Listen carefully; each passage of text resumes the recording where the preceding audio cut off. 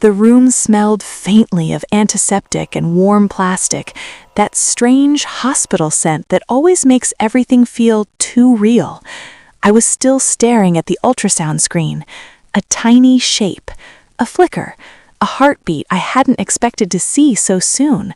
My throat tightened with a kind of fragile wonder I hadn't let myself feel in months. "I'm pregnant?" I whispered. The doctor didn't answer right away.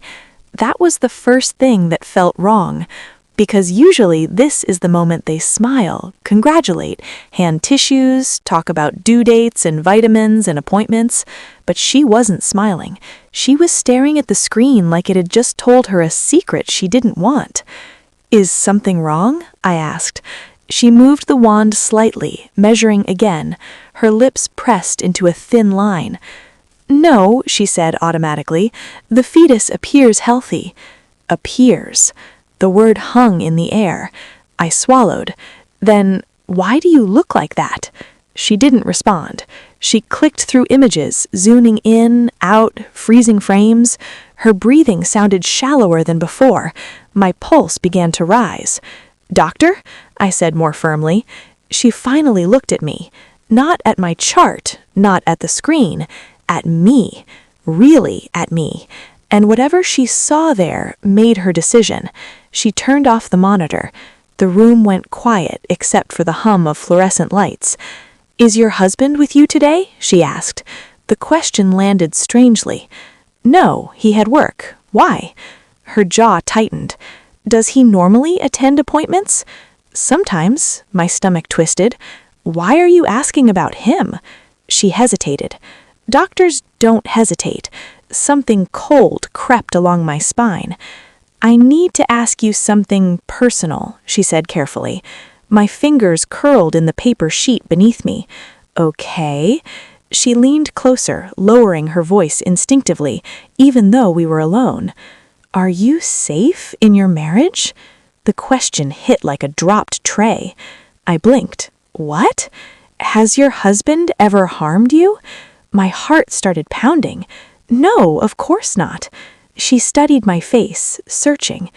"Has he ever controlled your medical care, your finances, your movements?" Confusion mixed with irritation. "No, why would you think that?"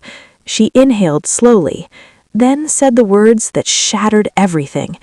"I need you to consider getting a divorce." The world tilted. "What?" She was serious. "I'm serious," she said quietly. "You need to leave your husband." The air vanished from my lungs.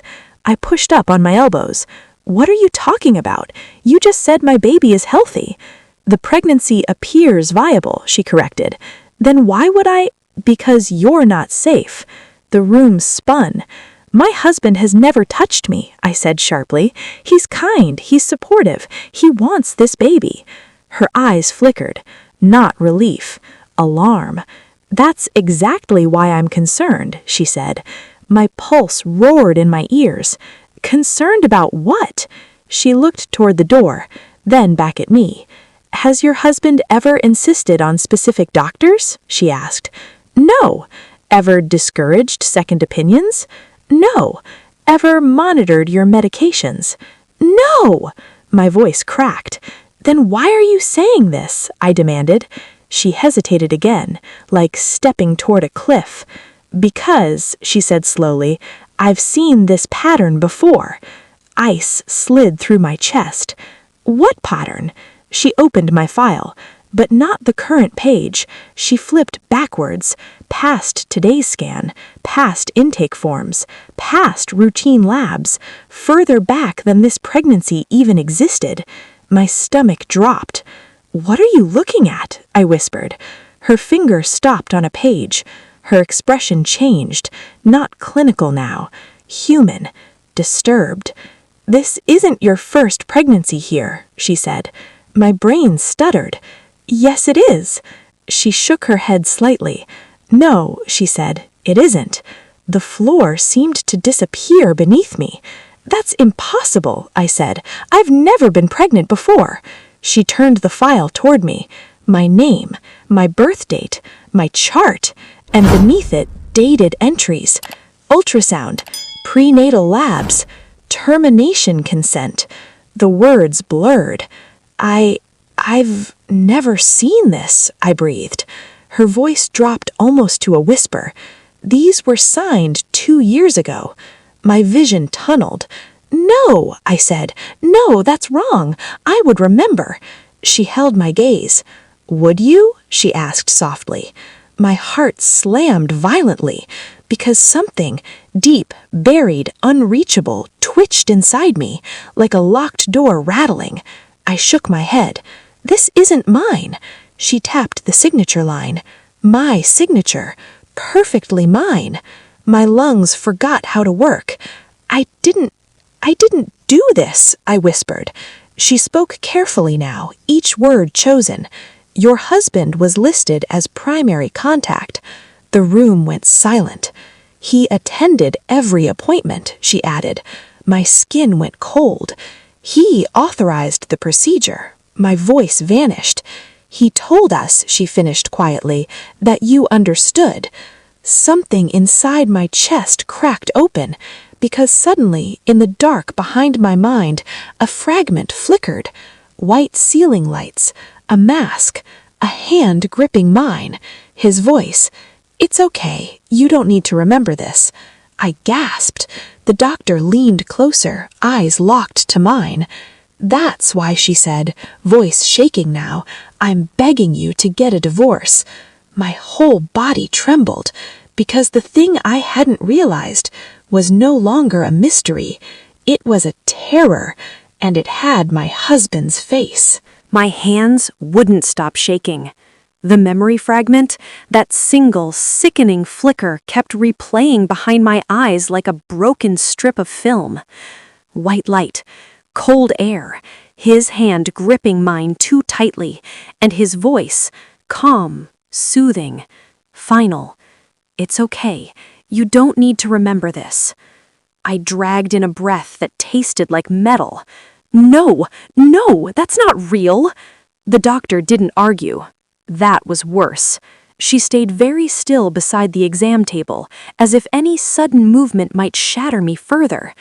Memory suppression after trauma or medical sedation isn't unheard of, she said carefully, especially if someone else controlled the information around you. My head snapped toward her. He wouldn't do that. The words came out automatically, reflex, habit, because for 7 years, my husband had been the safest place I knew. He made my coffee every morning, rubbed my shoulders when I worked late, held me through anxiety spirals at 3 a.m., knew exactly how I liked my eggs. The man in my memories did not escort me into secret procedures and erase pregnancies from my life. He loves me, I said, but the sentence sounded thinner now, fragile. The doctor held my gaze. Then why were you listed as unaware of the termination consent discussion? My stomach lurched. What does that mean? She swallowed. Your chart states, patient distressed, husband requests minimal disclosure to avoid psychological harm. My head snapped toward her. Minimal disclosure? I echoed. He told staff you had severe anxiety and dissociation, she said carefully, that you preferred he handle decisions. My throat closed, because that part was true. I did have panic attacks back then. I did freeze under pressure. I did rely on him to speak for me in medical settings, but not like this, not without knowing. I never said I didn't want to know, I whispered. I believe you, she said. The simple certainty in her voice nearly broke me. I slid off the exam table slowly, legs unsteady. The paper crinkled loudly in the quiet room. I need air, I murmured. She handed me a robe and stepped back, giving space. Not leaving, just watching, guarding. When my feet touched the floor, the world felt wrong, tilted, like I'd stepped into a parallel version of my life. How long ago? I asked. 22 months, she said. 22 months. Almost 2 years of my marriage containing something I had never known existed. Was I far along? My voice barely formed. She hesitated. That hesitation sliced deeper than any answer. "First trimester," she said finally, "but viable. Viable. A child. My child." My chest convulsed once, but no sound came out. I would have felt something. Symptoms? Nausea? Fatigue? "You reported both," she said quietly. "Your husband attributed them to work stress." My vision blurred, because I remembered that winter. The exhaustion, the dizziness, the unexplained crying spells, and him bringing soup, insisting I rest, telling friends I was burned out. He thought he was protecting me. My knees nearly buckled. The doctor steadied my arm. "Why didn't anyone tell me?" I asked, hollow. Her expression tightened. "We believed your husband's representation of your consent." "Representation?" I repeated. "Yes." I pulled my arm away gently. I needed to stand on my own now, even if everything beneath me had collapsed. "How happens if I go home?" I asked. The question hung heavy between us. She chose her words with surgical care. "If your husband has previously controlled reproductive decisions without your knowledge, there is a risk he may attempt to do so again." My hands instinctively moved to my abdomen. Tiny, fragile, real, alive. "He wants this baby," I said weakly. She didn't contradict me, but she also didn't agree. That is something only his behavior can confirm. My phone vibrated on the counter. I flinched. His name lit the screen. Evan. The heart emoji suddenly looked obscene. I stared at it, unable to move. "He's calling," I whispered. The doctor didn't reach for it, didn't interfere, but her voice lowered. "You do not have to answer." It kept vibrating. Buzz, buzz, buzz. The sound drilled into my skull, because for 7 years I always answered. Always. My thumb hovered over the screen. If I picked up, everything would stay the same, at least on the surface. If I didn't, something irreversible would begin. The phone stopped. Silence flooded the room. Then, a text. I opened it without thinking. "Evan, hey, how'd the scan go? Everything okay?" My chest tightened painfully. The normalcy of it, the concern, the familiar tone. The man who warmed my side of the bed before I got in. The man whose voice I heard in my sleep. The man who might have stood beside me while my pregnancy was ended without my knowledge. Another text appeared. "Doctors say when we can hear the heartbeat?" My breath caught. Because he didn't ask if there was a heartbeat. He assumed there was. Like he already knew. My skin prickled. I looked up at the doctor slowly. "He knows I'm pregnant," I said. She went still. "Did you tell him?" "No!" The room seemed to shrink. My pulse thundered in my ears, because there was only one way he could know already. Unless... My phone buzzed again. "I'm leaving work early. I want to be there when you get home." My stomach dropped. The doctor saw my change in my face. "What?" I swallowed hard. "He's coming," I said. Her eyes sharpened instantly. "Do not go home alone." But the words barely reached me, because the realization blooming in my chest was colder than fear. If he knew, if he had always known, then this pregnancy, my pregnancy, was never just mine, and whatever had happened 2 years ago might not have been the only thing I didn't remember. The room felt too small for the thought now growing inside my skull. If he knew before I told him, how? My eyes dropped back to the screen. "Evan, I'll pick up your favorite takeout on the way. You need to eat." My throat tightened. That was him. Gentle, attentive, predictable, safe. And yet... My fingers moved before I fully decided. I typed, "Yeah, everything's fine, just routine." I hit send. The lie landed between us like glass. The doctor watched me carefully. "You told him you're okay." I nodded numbly. If he suspects anything, he'll adjust. Adjust, she repeated softly. I wrapped my arms around myself. He's very good at managing situations. The doctor didn't miss the wording. Managing you? She asked. My stomach twisted. I don't know. I don't know what's real anymore. Silence settled again, thick and suffocating. Then she said, I want to show you something. She turned the monitor back on. My current scan filled the screen, the tiny flickering life inside me. But she didn't point to the fetus. She tapped the corner of the image. Metadata. Patient ID. Date. Time. Referring physician.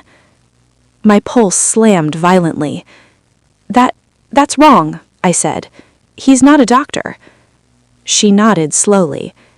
Yes, I know. Cold spread through my limbs. Then why is his name there? Her jaw tightened. Because this pregnancy test order came from his login credentials in the hospital portal. The world seemed to shear sideways. He doesn't have access, I said automatically. He does, she said quietly. He's listed as your authorized medical proxy and co-manager of records. My mind reeled. I never authorized that. You did, she said, on the same consent packet from 2 years ago. The floor dropped out beneath me. 2 years ago. Everything led back there. Everything. He can see my tests? I whispered. Yes. My labs? Yes. My scans? Yes. My stomach lurched. So, when I took the home test, she shook her head gently. You didn't need to tell him. The confirmatory lab was ordered through his portal. He would have received notification.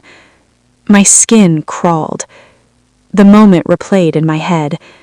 The faint pink line, my shaking hands, my breathless laugh, me hiding the stick in the bathroom drawer, planning a surprise. I thought I was keeping a secret. I wasn't. He already knew. My legs trembled. Why would he monitor that? I asked. The doctor's voice dropped. That's what frightens me. My phone buzzed again. Traffic's bad. Still coming. My heart slammed harder. The doctor leaned closer. You need to consider staying somewhere else tonight. I shook my head weakly. If I disappear, he'll know something's wrong. He may already suspect, she said. I pressed my palms to my temples. He's never hurt me. She didn't argue, but her next words were careful, weighted. Control does not always look like violence. My chest constricted, because memories, ordinary ones, were shifting now. Him filling out forms to save me stress. Him answering doctors before I could. Him keeping track of my medications. Him insisting certain clinics were better. I always thought it was love. I thought I was lucky. I need proof, I whispered. I need to know what happened. She nodded slowly. Yes, then you should request full record access independently, without his proxy. My stomach dropped. He'll see that. Yes. The word landed heavy. If I pulled those records, he would know I was looking. My phone lit again. A photo this time. I opened it. The front of our house. Our driveway. His car wasn't there yet. Caption: Almost home. My lungs seized. He was already close. The doctor saw my face drain. What? He's minutes away, I said. Her posture shifted instantly, protective. urgent. "You cannot let him control this outcome," she said. My mind spun, because the life I knew was only blocks away. The man I loved was driving toward me, and somewhere in the past, he might have stood beside a hospital bed while my pregnancy ended and my memory fractured. "Do you want me to note restricted disclosure?" My heart hammered.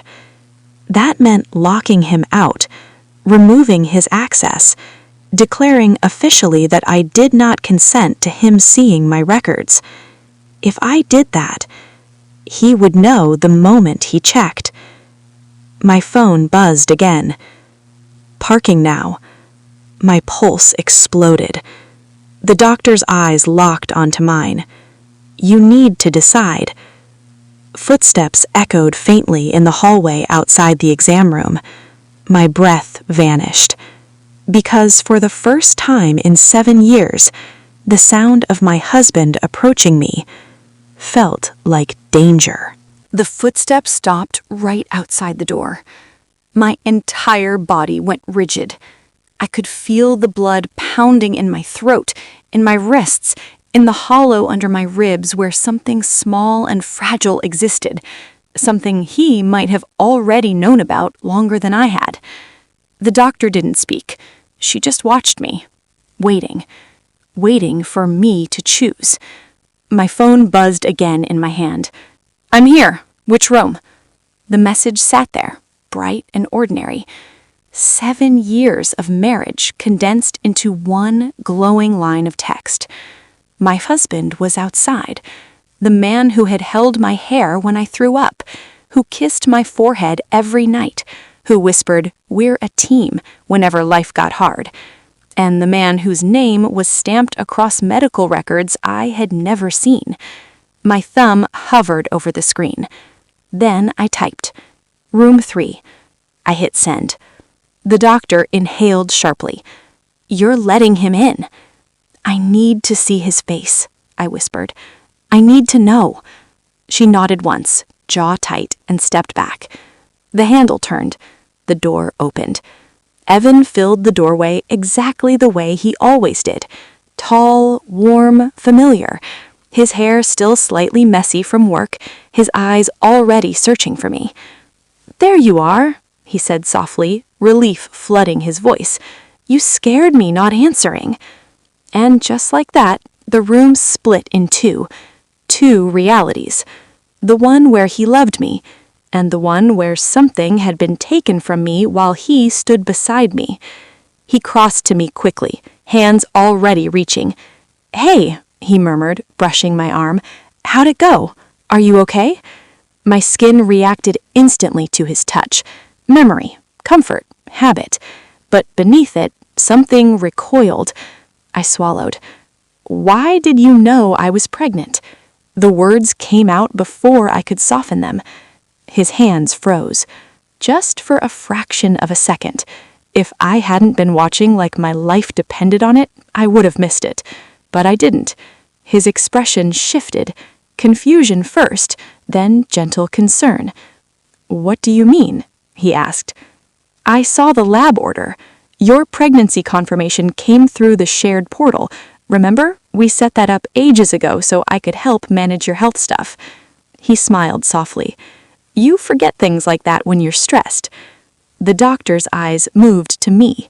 Not to him, to me. Waiting, because what he said sounded reasonable. It matched the life we lived. It matched the man I knew. Except, my voice shook. "Why did you manage my pregnancy records 2 years ago?" The room went still. So still the air felt brittle. Evan blinked. "What?"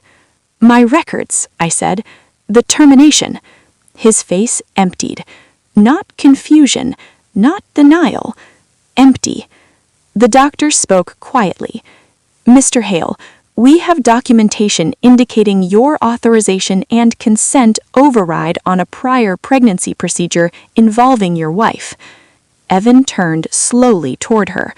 The warmth drained from his eyes. "Why are you discussing confidential history without my presence cleared?" he asked, voice suddenly sharp.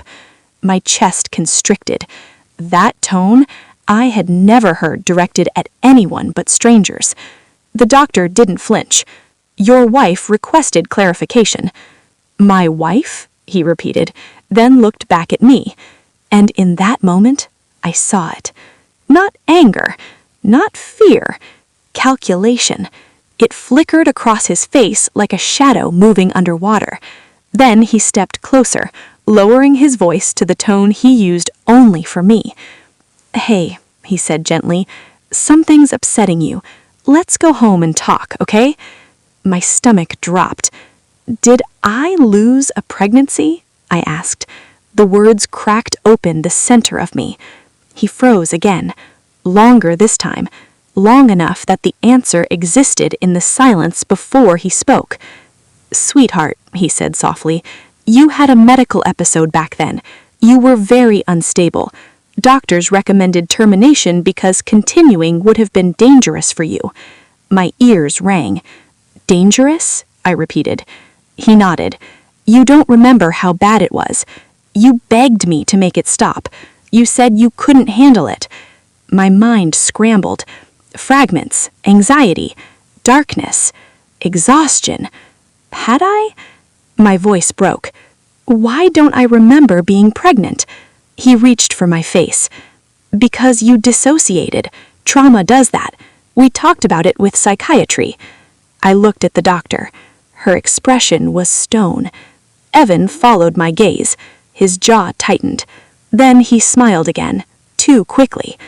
"Look," he said softly, "none of that matters now. What matters is this baby. We wanted this. Remember how scared you were it wouldn't happen again?" My heart slammed, because that was true. I had cried in his arms about infertility fears, about our chance, about finally. Except, "What do you mean again?" I whispered. The word slipped out before he could stop it. His pupils dilated, just slightly. The room tilted. "Again?" I said. He didn't answer, didn't move, didn't breathe. The doctor spoke low and precise. "Mrs. Hale has no recollection of any prior pregnancy." Evan's eyes snapped to her, then back to me. And for the first time in 7 years, I saw something break through his careful composure. Not anger, not exactly, something closer to fear. "Evan," I whispered, "was there more than one?" The silence that followed felt endless. His hand hovered inches from my arm, no longer touching me, no longer certain. My pulse thundered, because in that suspended moment, between his answer and my life, I understood something with cold, terrifying clarity. Whatever the truth was, my husband had been living with it alone for years, and I had not even known there was something to remember.